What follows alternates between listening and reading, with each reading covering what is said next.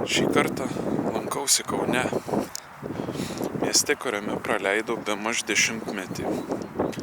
Daug čia patirta ir nemalonių, ir smagių akimirkų. Pabandysiu jums parodyti man įdomesnes Kauno vietas. Daugelis jų gerai žinomos, tačiau gal atrasite Kauną kitomis akimis. Tad pasižvalgykim. Ir pirmiausia, atvykau į 9-ąjį fortą. Konkrečiai einame prie skulptūros vienos tokios didelės.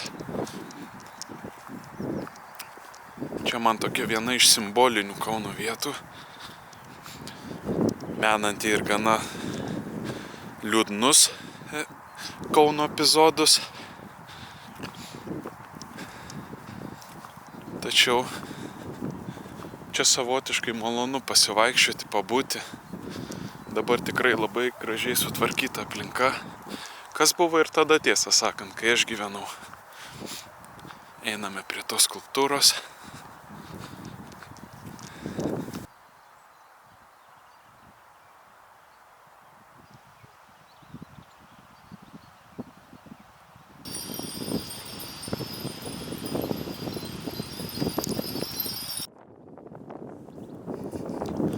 Man šitas monumentas, ar kaip tai bepavadinti, didžiulė skulptūra, viena įdomiausių iš viso Lietuvoje išmatytų.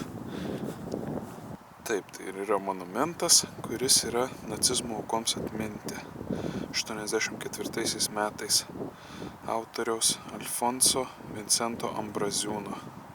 32 metrų aukščio betoninį paminklą sudaro 3 skulptūrinės grupės simbolizuojančios skausmą, viltį ir išsilaisvinimą.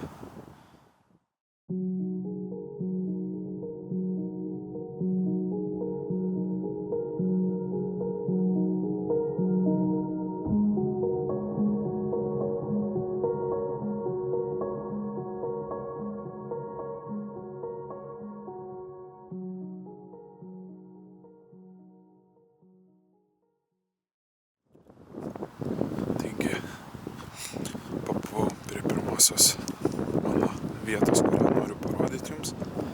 Dabar keliausime į antrą. Ko gero ir net pažintumėt, jeigu pasakyčiau, kad šitas tiltas buvo viename Černobylio epizode, gal net ne viename, nepamenu tiksliai, bet ant jo stovėjo žmonės ir neva tai žiūrėjo į sprogusį reaktorių. Va čia buvo filmuota toji scena. Va todėl man šita vieta ir pasirodė tokia įdomi. Tiesa, jie atrodo visai kitaip. Dabar čia vyksta kažkokie remontai, štai dideli darbai. Tada taip neatrodė. Atrodė visai kitaip, todėl ir buvo pasirinkta šita lokacija filmavimui. Dar spėjau įamžinti tiltą, kurio tikėtina greitai jau nebeliks. Geležinkelio bėgiai štai. Pušynas gražus šalimais. Apsižiūrėjau. Dar vieną planuotą vietelę. Keliausiu toliau.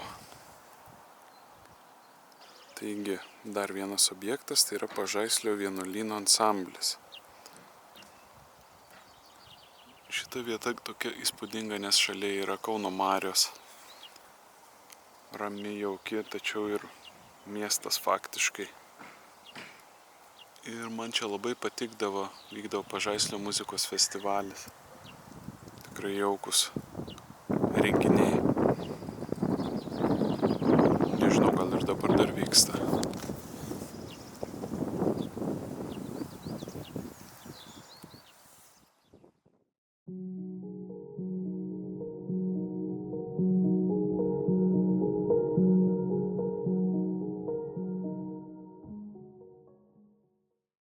Atvykau prie sekančio objekto. Tai yra Kauno marios ir Kauno hidroelektrinė. Dabar esu ant to tilto. kitoje pusėje negalima filmuoti. Tai filmuoju iš šitos pusės, nes man šitą vietą atrodo viena įdomesnių, kur yra užtvenktas Nemunas, Kauno mariomis patapęs ir vat gaminama elektra.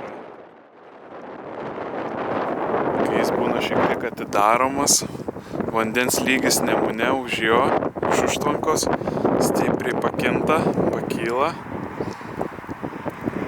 Tokia unikali, dar viena unikali Kauno vieta. Čia tarp kitko visai netoli ir Pažaislio vienuolynas, prie kurio buvau. Štai atvykau prie Dariaus ir Girėno legendinio stadiono, kur dar 2008-aisiais, jei neklystų, stebėjau, kaip FBK Kaunas tuometinis nugalėjo Glasgow Rangers. Dabar jau stadionas nebeatpažįstamas, restauruotas, bet vis tiek vieta ta pati, emocijos sugrįžta.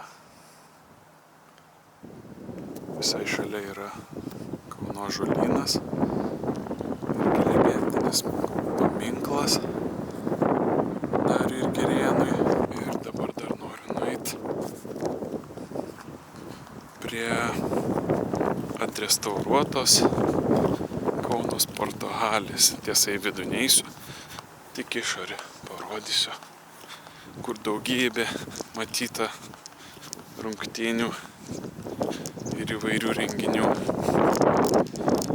Ir ta pati halė, kurioje dar tas tikrasis senasis Žalgiris kovėsi su Maskvos CSKA.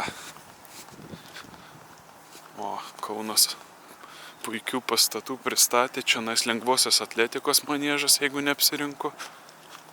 Čia Dariaus ir Girėno stadionas. Girdžiu, kažkas šūkauja viduje. Galimai vyksta rungtynės arba treniruotė. Štai gražiai padarytas, moderniai atrestauruotas iš pagrindų. Prezidento Valdo Adamkaus lengvosios atletikos maniežas.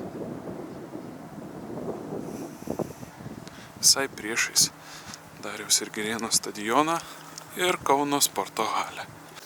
Čia visoje alėjoje štai Modestas Paulauskas, daugybė žymių žmonių Lietuvai, Danas Pozniakas,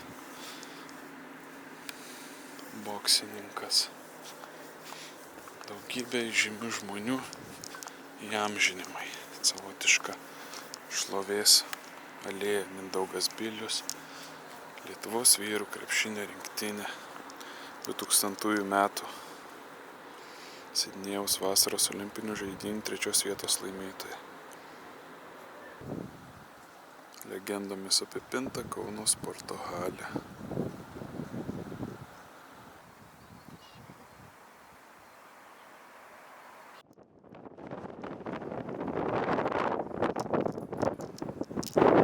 Labai vėjuota, tai daug nekalbėsiu nuo šito objekto, bet tai yra Kauno Prisikėlimo bažnyčia.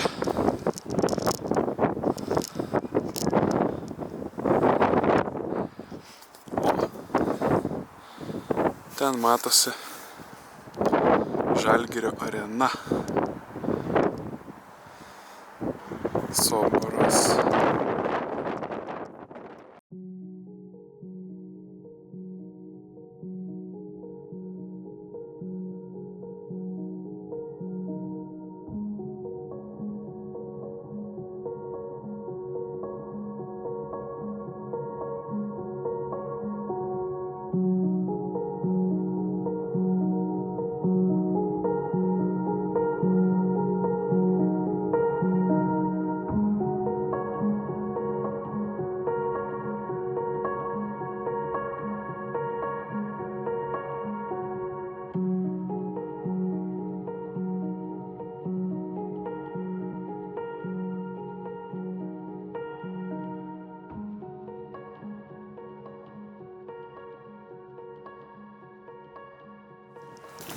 Kągi, artėju jau prie paskutiniojo savo Kauno objekto.